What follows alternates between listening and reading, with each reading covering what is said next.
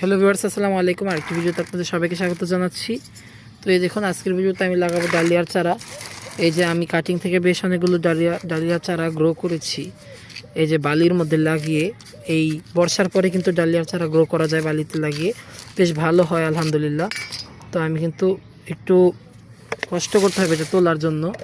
আমি আগে ফোনটাকে একটা জায়গায় রেখে নিই, কারণ আমার এই এক হাতে ফোন ধরে এই চারাগুলো তোলার অভ্যাসটা খুব খারাপ হয়ে গেছে। এক্ষেত্রে যেটা হয়, এই শিকড়গুলো একদমই নষ্ট হয়ে যায়, শিকড়গুলো ভালো থাকে না।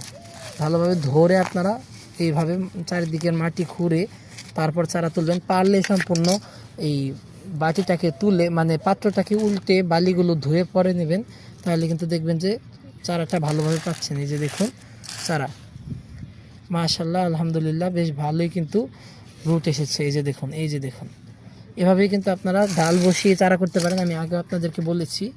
এখন কিন্তু আমি এই চারাটাকে লাগিয়ে দেবো। এবার আমি ক্যামেরাটাকে আবার হাতে নিই।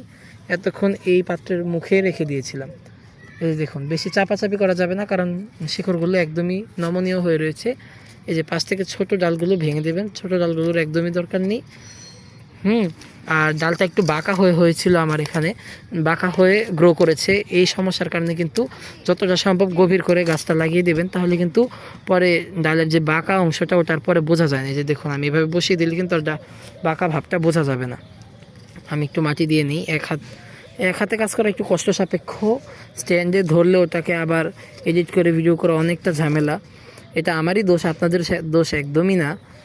কিন্তু আপনাদের কাছে আমি সহায়তা কামনা করছি, একটু কষ্ট করে অ্যাডজাস্ট করে নেবেন। অনেকটা নাড়াচাড়া হয় ক্যামেরায়। স্ট্যান্ড বসিয়ে এত কিছু করতে গেলে একটা ভিডিও করতে করতে অনেক সময় চলে যায়। আমি বিভিন্ন গাছের আপডেট দিতে পারবো না আপনাদের। এই দেখুন, এভাবে কিন্তু আমার চারা বসানো হয়ে গেছে। আর যথাসাধ্য চেষ্টা করবেন ডালগুলো যেন সোজা বসান, তাহলে কিন্তু চারাগুলো সোজা হয়। এই যে দেখুন, এখানে একটা চারা তুলছি আমি। এইটা দেখুন, এটা কিন্তু ইনশাল্লাহ সোজা চারা হয়েছে আশা করা যায়। এই যে এই চারাটা দেখুন, এই যে এটা দেখুন, এটা সোজা চারা। এটা কিন্তু সহজেই বসিয়ে দেওয়া যাবে। এই যে এই টপটাতে বসিয়ে দিই, দেখে নিন। আমি একটু নিম পাতা দিয়ে রেখেছি, কারণ এই গাছের সবচেয়ে বড় সমস্যা হচ্ছে ডালিয়ার কন্দতে কিন্তু এই পিঁপড়াতে আক্রমণ করে। পিঁপড়ার আক্রমণটা কিন্তু ডালিয়ার কন্দের সবচেয়ে বড় সমস্যা।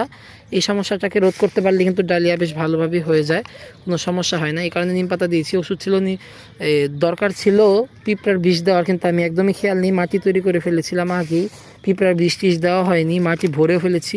এরপরে ভাবলাম একটু নিম পাতা দিয়ে বসিয়ে দিই, তাহলে হয়তো হয়ে যাবে।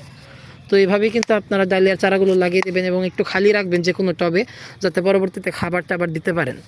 তো এই ছিল আজকের ভিডিও। ধন্যবাদ সবাইকে। আসসালামু আলাইকুম।